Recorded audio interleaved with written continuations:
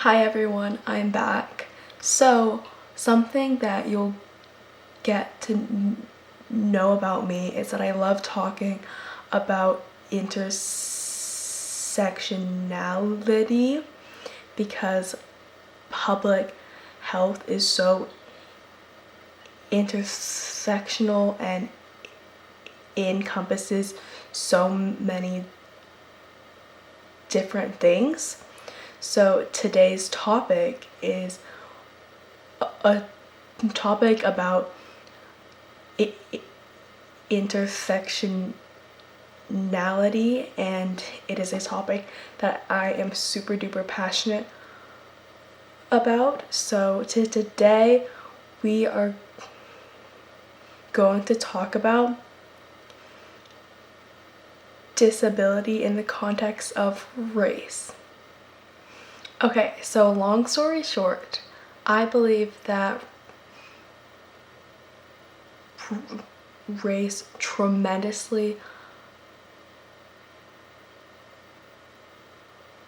affects disability, and duh. But how? So first is by diagnoses, or more so lack thereof. More often than not, I find that disabilities are more often first diagnosed in children than adults, especially learning or mental disorders or disabilities. And as the co-founder and co-president of my school's neurodivergent and disabled students association, I also find that most students who identify as disabled also identify as white. So why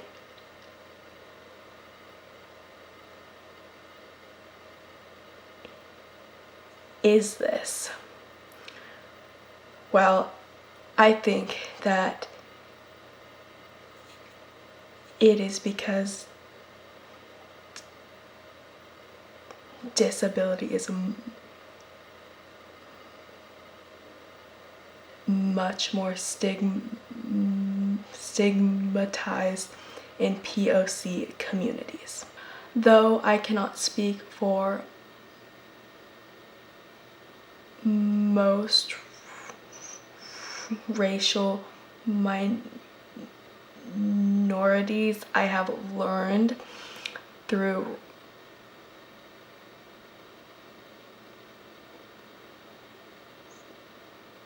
research that POC communities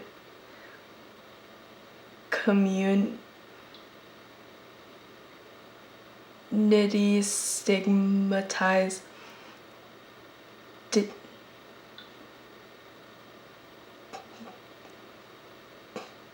disability because of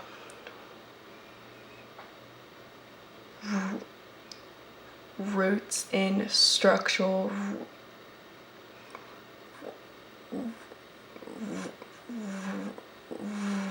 racism. So, for example,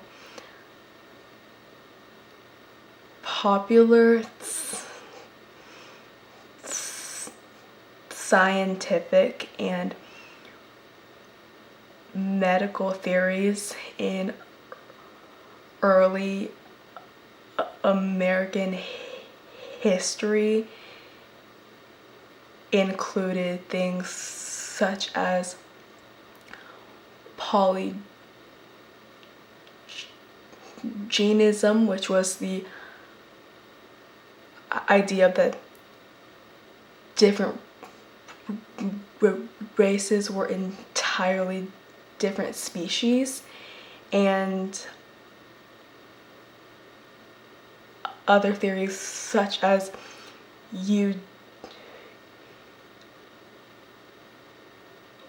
eugenics, which was basically the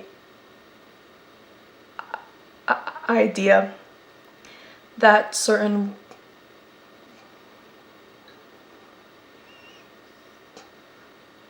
races were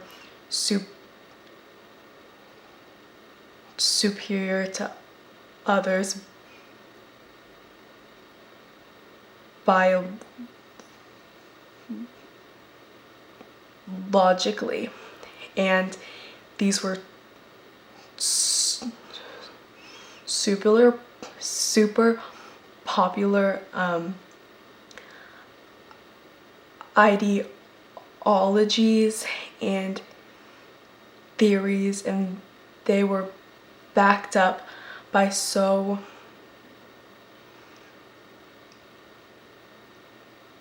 many of these high and like renowned scientists, but obviously these theories are not true, and they've been disproven many times. And so with that being said, it should not come as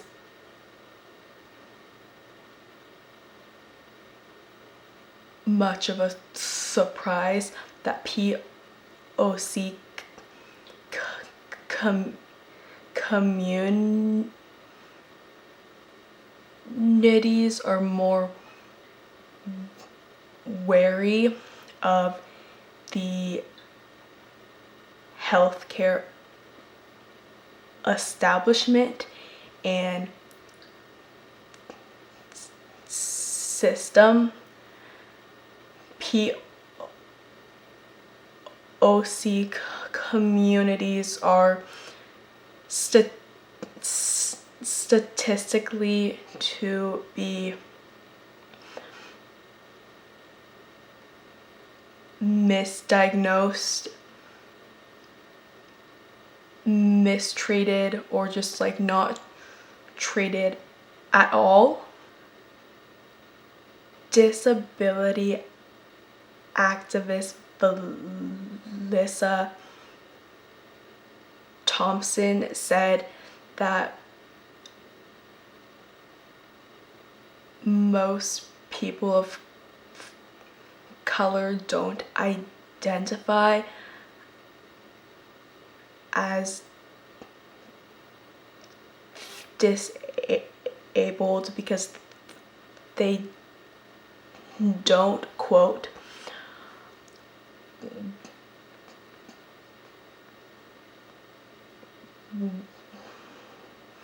want one more thing to make their life harder.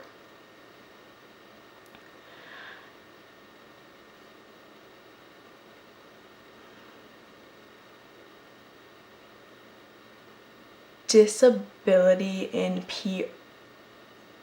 POC communities can be also viewed as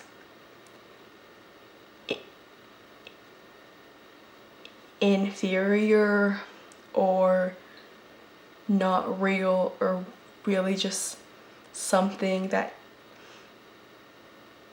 needs to be hidden. It's almost kind of similar to the way gayness and queerness is viewed, but of course that is something for a different podcast conversation.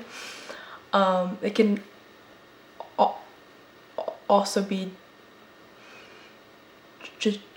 just viewed as, oh, that's a very like white person thing, is something that I've heard, and that also has a lot of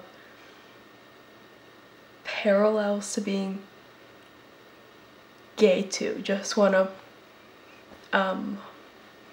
put that out there as well. As I told you, health is so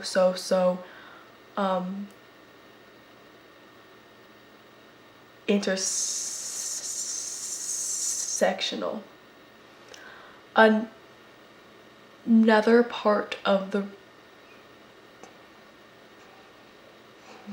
reason comes back to class and socio-economic status.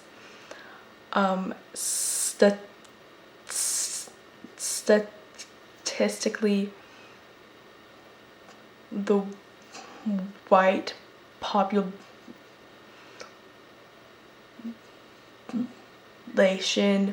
has a greater average income than that of POC communities, and this makes it a lot easier for people in those white communities to have the finances and resources and support to get not only diagnosed but also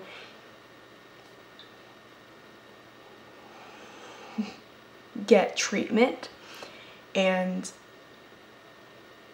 on the other hand, these people in POC communities feel like they have other things to worry about, such as getting food or affording shelter. Also, it seems to me that all of disability representation in the media is white. Please think and try to come up with one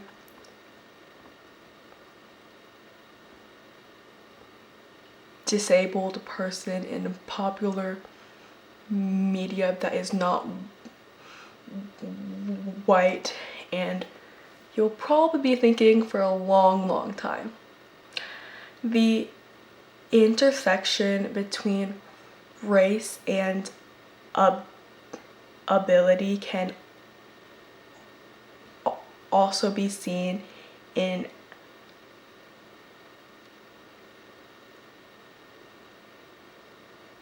activism, and oftentimes the voices that are higher and that are lifted and that are heard come from these white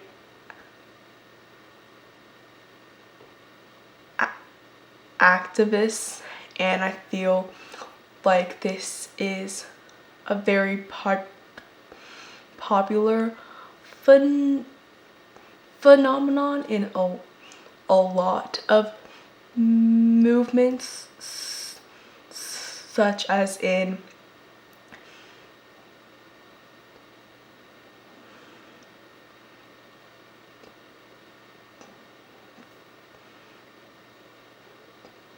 feminism.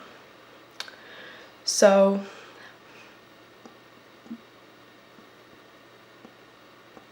Felissa Thompson is a black disabled activist who coined the hashtag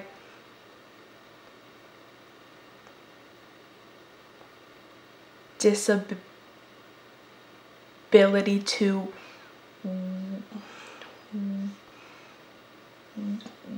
white, which was inspired by an Asian disabled activist, Alice Wong.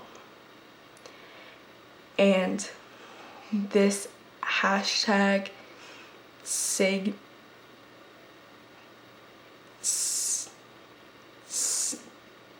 signifies the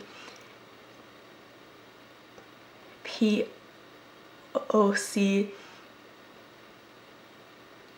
disabled community and the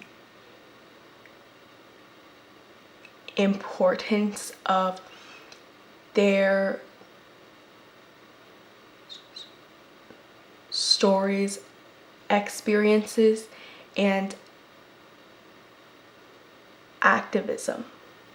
A few other terms that discuss the intersectionality between race and disability include disability justice and discrit. Okay, so now I'm gonna talk about my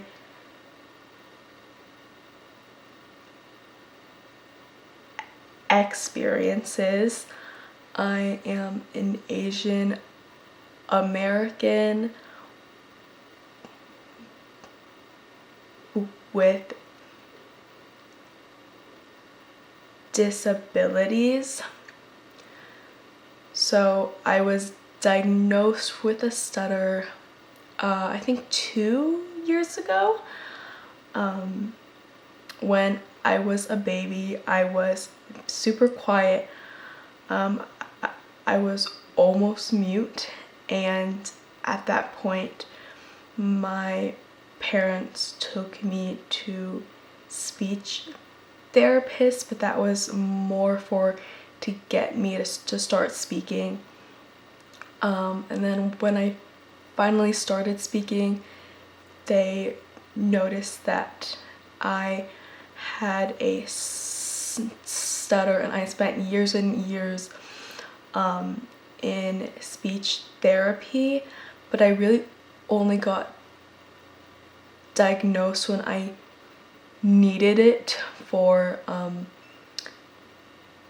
extra time at school, for oral presentations, and debate tournaments. I was very, very recently diagnosed with ADHD. This is just like 1, maybe 2 months ago. I was very surprised by this diagnosis. Like I was surprised, but I wasn't too surprised because I went to get the testing, and I feel like a lot of this surprise just came out because a lot of people that I knew that had ADHD got diagnosed at a very young age, and so it just made me feel kind of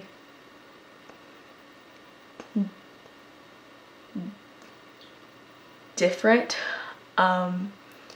and a lot of the kids that I knew who had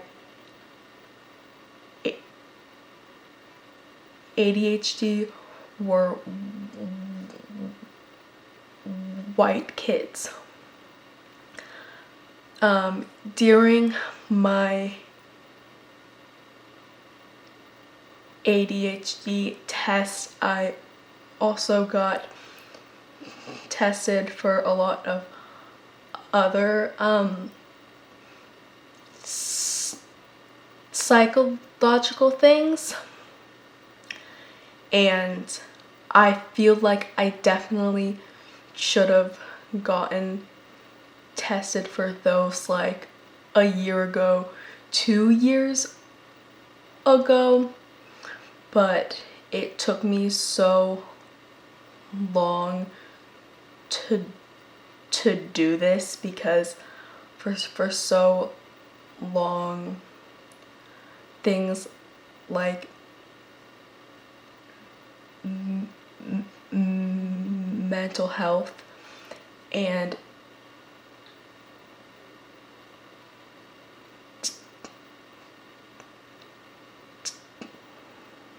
disability were more just kind of a taboo topic for them. We never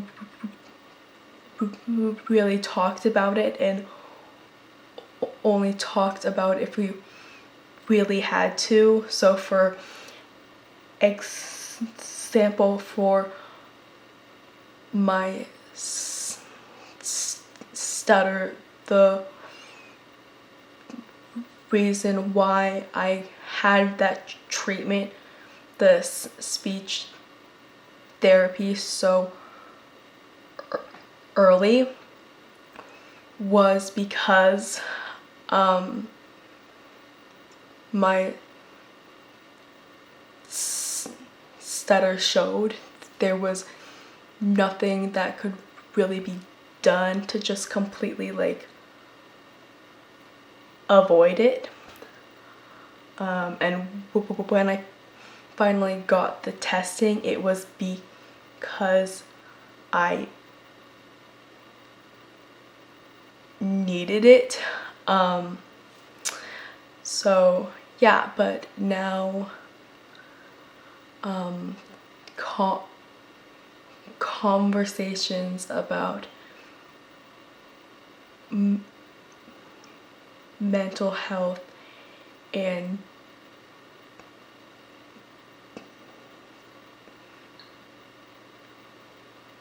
disability and disorder are no longer these like weird taboo topics, and I'm very, very grateful that they aren't. A lot of my family members have undiagnosed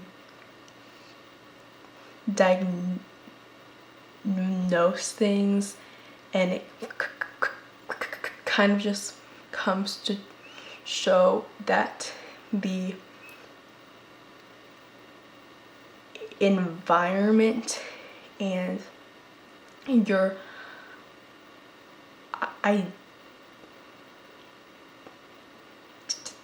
identity play a huge role in your health, even though you probably don't have that much control over it. And that's why it's so important to learn about these kinds of topics. You and I can't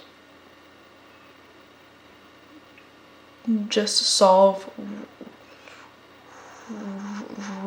racism overnight, but something that we can do is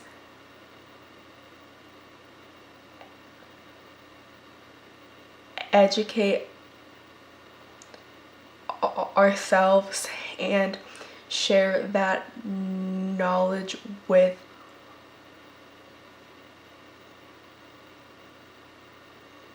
others. And so here are some of the POC disabled